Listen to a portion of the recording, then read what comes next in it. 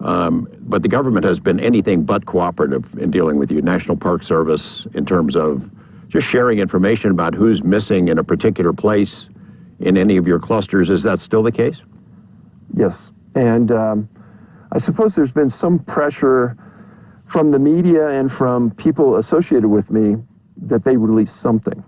When we first started, I knew that the National Park Service had the largest contingent of federally trained law enforcement officers of any agency in the U.S. And they could and they should be keeping good statistical data on what's going on in their parks and monuments. So I filed the Freedom of Information Act request against the Park Service, National Park Police, asking them for numbers on the total number of disappearances in their parks, monuments, their names, and their locations. I get a call back from their attorney asking me why I wanted that information. Well, I knew at the time that that cannot be used as a qualifier if the information is released or not. And I asked him that. He says, no, we're not interested in that. We just want to know why you want it. I told him it's just research. He says, well, we don't have that information, but if you want it, it's going to cost you $1.4 million. And I said, well, I've published books. So there's a subset in the Freedom of Information Act that says that I can get this information for free. He goes, I'll get back to you. 6 weeks later, he calls back and says, well, your books aren't in enough public libraries to qualify. As if that's a real criteria. It's not. So do you think they know? Or do you think they have a better understanding of it, or they're as much in the dark as we are, and that's why they don't want to help publicize it or get the word out? Interesting question. And in the Park Service Police, they have a series of what's called special agents. And the special agents are like the detectives.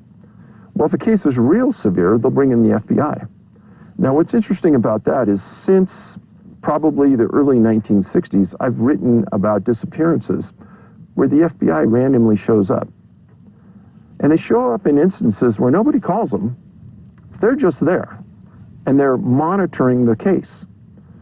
Well, when they monitor these cases, the FBI is the best at writing documentation and forwarding these onto their profilers. Even as recently as weeks ago, the FBI still shows up on these missing persons cases. And in a movie we have coming out in April or May, the FBI showed up on a New York case of a missing man who was a hunter. And we questioned the sheriff about why these two agents showed up. And he said, I don't know. And I said, have they ever showed up on another case of a missing person? No.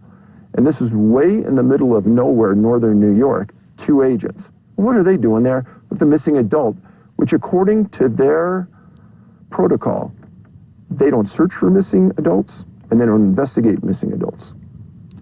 Can you FOIA that stuff? I suppose you could, but, you know, I doubt that they would give us the information because they would claim that it was an ongoing case. Right.